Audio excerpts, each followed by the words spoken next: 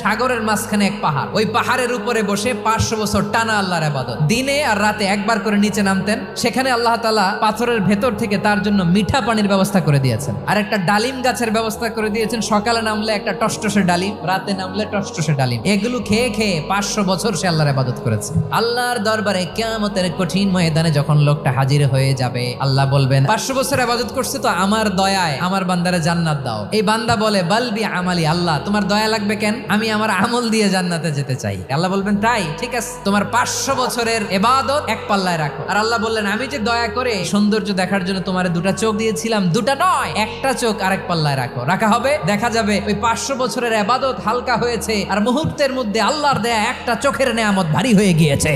ফলাফল দেখো, হিসাব বলে তুমি এখন জাহান্নামে যাবা, যাও এবার জাহান্নামে যাও। এবার লোকটা কাচুমাচু করে বলে আল্লাহ এবার আমি বুঝতে পেরেছি তোমার দয়া ছাড়া দুনিয়ায় কেউ জান্নাতে যেতে পারবে না।